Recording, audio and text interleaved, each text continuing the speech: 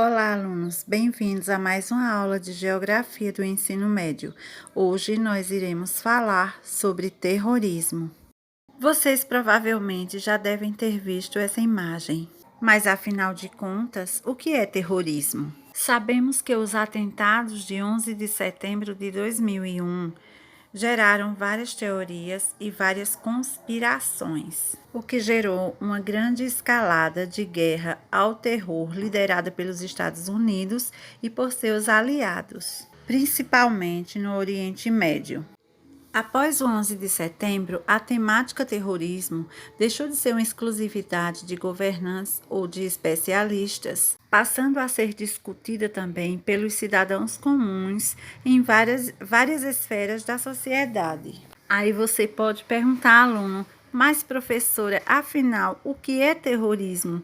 De acordo com o historiador Reginaldo Nasser, terrorismo seria um método psicológico inspirador de repetidas ações violentas empregado por indivíduos, grupos organizados ou estados por razões políticas, segundo as quais, ao contrário do assassinato, os alvos diretos da violência não são as principais metas.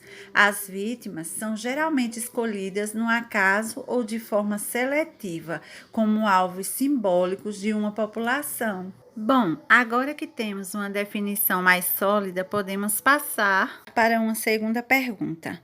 Os ataques terroristas simultâneos de 2001 podem ser considerados um novo marco para o terrorismo mundial? Para alguns especialistas e estudiosos, após o 11 de setembro, passou a existir um novo tipo de terrorismo mundial. O fato é que os ataques simultâneos aos principais símbolos de poder americano, os métodos surpreendentes e o grande número de vítimas não haviam sido registrados até então. Mas discussões à parte, eu vou destacar dois pontos principais que tornam o ano de 2001 um marco de referência para o terrorismo. Primeiro, o aumento do número de atentados terroristas pelo mundo. E o segundo, a consolidação das ações suicidas, os chamados homens-bomba. Os últimos 15 anos já podem ser considerados recordistas em ações terroristas pelo mundo, com mais de 70 mil casos registrados. Segundo uma pesquisa realizada nos Estados Unidos, a maioria dos ataques terroristas ocorrem como resposta a invasões militares, principalmente as implementadas pelos Estados Unidos como o enfrentamento da guerra ao terror. Ao analisarmos os atos terroristas suicidas ocorridos nos últimos anos, é possível concluirmos o seguinte. Primeiro, a eficácia desse tipo de ação que escolhe meticulosamente os seus alvos. E segundo, o pavor gerado na população após essas ações.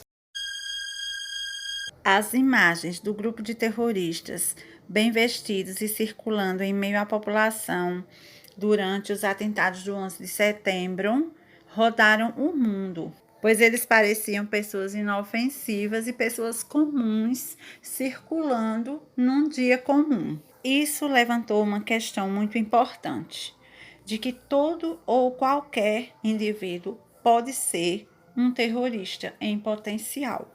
Ou seja, que todos são suspeitos e que ninguém está seguro. Os homens-bomba se popularizaram desde então não apenas pela letalidade de suas práticas, mas pelo efeito aterrorizante delas na sociedade. De modo que a mensagem de medo é mais importante do que o alvo em si. Para esses grupos, pouco importa se morreram 5 ou 50 pessoas. O que é relevante nesse caso é o pavor causado na população e a sensação de insegurança após as ações. Essa sensação de insegurança e instabilidade social é o que alimenta o terrorismo. E para piorar, a maioria das vezes os alvos são escolhidos aleatoriamente. Estão na mira dos terroristas não apenas as grandes personalidades, mas também os cidadãos comuns. Para termos uma ideia disso, 40% das vítimas de ataques terroristas entre os anos 1970 e 2014 eram cidadãos comuns.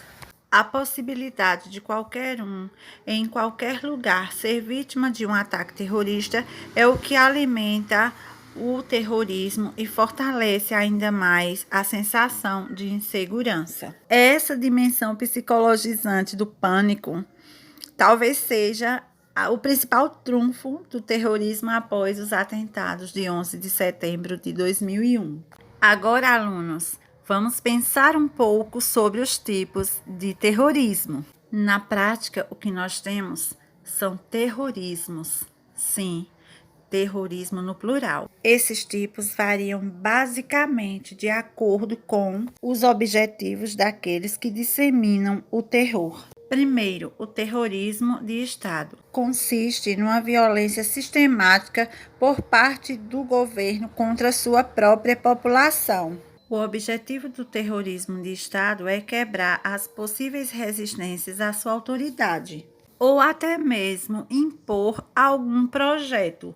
Por exemplo, o nazismo na Alemanha, o stalinismo na União Soviética ou até mesmo os regimes militares aqui na América Latina. Segundo, o terrorismo comunal.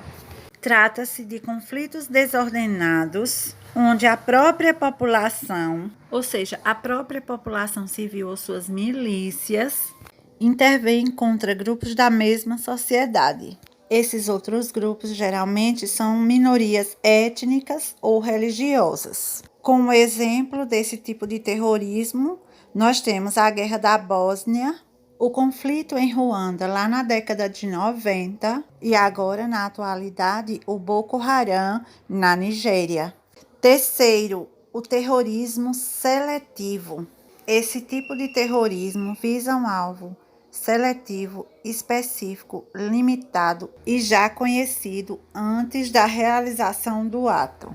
Ambiciona chantagem, vingança ou a eliminação de um obstáculo. Considera-se terrorismo porque tem efeitos camuflados. Por exemplo, a Ku Klux Klan e suas ações racistas no sul dos Estados Unidos e sequestros que as Farc realizam.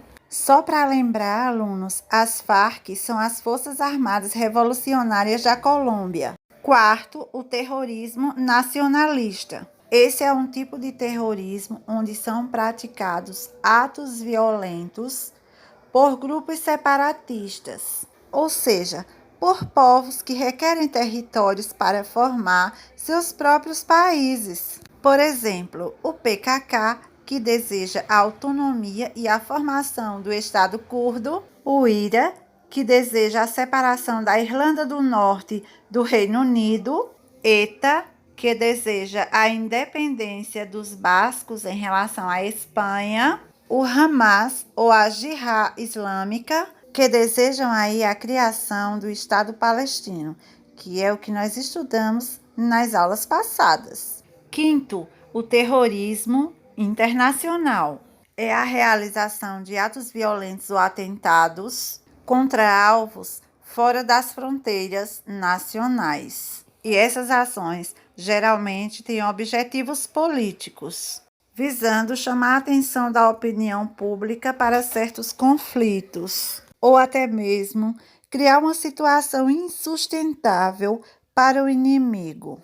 Nos dias de hoje, esse tipo de terrorismo tem dado tom. As questões religiosas são as principais motivações associadas às consequências do intervencionismo militar estrangeiro. Esse tipo de terrorismo é o mais visível na atualidade e, como exemplo, nós vamos citar os atentados da Al-Qaeda do 11 de setembro, os atentados em Madrid, em Londres e em Paris. Também os atentados na Bélgica, na Tunísia e na Tailândia. Sexto, terrorismo virtual. Esse é o tipo mais novo de prática terrorista. Consiste na apropriação do espaço virtual por alguns grupos terroristas. com a finalidade de consolidar alguns elementos. Por meio das redes sociais, propagandeiam-se as ações e os objetivos terroristas com dois intuitos: recrutar ou encorajar pessoas para juntar-se a esses grupos e também para arrecadar recursos. Através das diversas possibilidades de comunicação que as novas tecnologias criaram, a nova estratégia é a atuação em rede por meio de células que disseminam por todas as partes do mundo, que se comunicam e se coordenam remotamente. O principal exemplo desse terrorismo virtual é um grupo muito falado atualmente, que chegou inclusive a ameaçar o Brasil. Então é isso aí, alunos. Por hoje é só. Vamos ficando por aqui. Até a próxima aula. Tchau, tchau!